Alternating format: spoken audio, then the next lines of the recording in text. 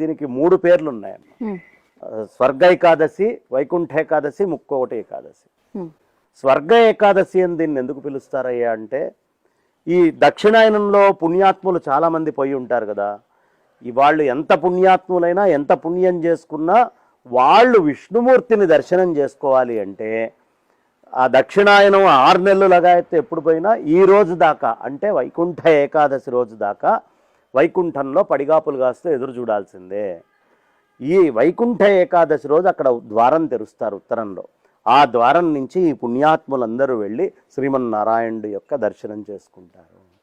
అందుకని ఒకటి ఈ స్వర్గము యొక్క తలుపులు కూడా ఈరోజే తెలియబడతాయి. కాబట్టి దీన్ని స్వర్గైకాదశి అనే పదంతో కూడా పిలుస్తారు. స్వర్గంలో పితృదేవతలందరికీ స్వర్గద్వారాలను ఇచ్చేటటువంటి ఏకాదశి. ఇక ముక్కోటి ఏకాదశి అంటే స్వామివారు తన 3 కోట్ల మంది పరివారంతో భూమి మీదకి వచ్చినటువంటి రోజుగా ఈ వైకుంఠ ఏకాదశిని విశేషంగా చెప్తారు. అందుకని 3 కోట్ల దేవతలతోటి వచ్చాడు కాబట్టి దీన్ని ముక్కోటి ఏకాదశి అనే పేరుతోటి కూడా పిలుస్తారు. ఎప్పుడు వచ్చారు, ఏ సందర్భంలో వచ్చారు అంటే, బ్రహ్మదేవుడికి చక్కగా అనేకమైనటువంటి వేదాంగాలన్నీ నీళ్లల్లో అలా పడుకున్నటువంటి స్వామి యొక్క నాభికమలం నుంచి బ్రహ్మదేవుడు వచ్చాడు. వచ్చినటువంటి బ్రహ్మదేవుడికి ఏమీ తోచకపోతే ఆయనకి వేదాంగాలు అన్నీ చెప్పారు. కానీ జ్యోతిష్శాస్త్రం మాత్రం అర్థం కాలేదు. జ్యోతిష్శాస్త్రం అర్థం కాక బ్రహ్మదేవుడు ఇబ్బంది పడుతూ ఉంటే అప్పుడు ఆయన రంగనాథుడిగా వచ్చి ఆ రంగనాథ రూపంలో బ్రహ్మదేవుడికి కాలాన్ని గురించినటువంటి జ్ఞానాన్ని మొత్తాన్ని అందించారు. కాలము యొక్క జ్ఞానాన్ని అంటే జ్యోతిష జ్ఞానాన్నంతా కూడా రంగనాథ స్వామి రూపంలో బ్రహ్మదేవుడికి ఆయన బోధించారు. అప్పుడు కోటి శక్తులతోటి వచ్చి ఈ బ్రహ్మదేవుడికి బోధించారు. కాబట్టి దీనిని ముక్కోటి ఏకాదశి అనే పేరుతోటి పిలవడం. దర్శనం చేసుకునేటప్పుడు ఒక శ్లోకం చెప్పుకోవాలమ్మా. శ్రీవైకుంఠ నివాసాయ శ్రీనివాసాయ విష్ణవే వేదాంగ రూపాయ మాధవాయ నమోస్తుతే. ఈ స్తోత్రము ఖచ్చితంగా చెప్పుకొని నమస్కారం చేసుకోవాలి. శ్రీవైకుంఠ నివాసాయ శ్రీనివాసాయ విష్ణవే వేదాంగ రూపాయ మాధవాయ నమోస్తు. ఎందుకు వేదాంగ రూపాయ అనే శబ్దం అంటే బ్రహ్మదేవుడికి వేదాంగాలైనటువంటి వాటిల్లో జ్యోతిష్యాన్ని చెప్పారు కాబట్టి వేదాంగ రూపాయ అని చెప్పి మాధవాయ నమోస్తుతే అని చెప్పుకుంటారు. కాబట్టి ఆ లక్ష్మీపతిని ఈ వైకుంఠ ఏకాదశి రోజు వెళ్ళి దర్శనం చేసుకుంటే విశేషం. అయితే ఆ రోజు బ్రహ్మదేవుడికి చెప్పినప్పుడు ఏ రూపంతో అయితే ఒక విమానంలో స్వామి వచ్చారో ఇది మొత్తం ఇలాగే ఉంచండి స్వామి అని బ్రహ్మదేవుడు కోరుకున్నాడు. అక్కడి నుంచి ఇక్ష్వాకు వంశానికి సంబంధించినటువంటి వాళ్ళు అంటే రామచంద్రమూర్తి యొక్క పూర్వీకులందరూ కూడా ఈ తపస్సు చేసి ఆ వైకుంఠ విమానాన్ని బ్రహ్మదేవుడి దగ్గర నుంచి తీసుకున్నారు. ఆ తీసుకున్నటువంటిది రామచంద్రమూర్తి యుద్ధం పూర్తయిపోయి అవతార సమాప్తి చేసేటప్పుడు ఈ మొత్తాన్ని తీసుకొని వెళ్ళి అది విభీషణుడికి ఇచ్చాడు. ఎందుకు? విభీషణుడు 7 చిరంజీవుల్లో ఒకడు. అశ్వత్థామ బలిర్వ్యాసో హనుమాన్శ్చ విభీషణ కృపః పరశురామశ్చ సప్తయతే చిరజీవిన. విభీషణుడు ఉన్నాడు కాబట్టి ఈ విభీషణుడికి అర్చన నిమిత్తము ఇచ్చారు. ఇచ్చేటప్పుడు నాయన దీన్ని ఎక్కడా కింద పెట్టకుండా జాగ్రత్తగా నీ లంకా నగరానికి తీసుకొని వెళ్ళి పూజ చేసుకో అని చెప్పారు. ఈయన తీసుకొని వెళ్తుంటే సంధ్యా సమయం వచ్చింది. వచ్చేటప్పటికి ఏం చేయాలో అర్థం కాలేదు. సంధ్య వార్చకపోతే ప్రత్యవాయ దోషాలు వస్తాయి.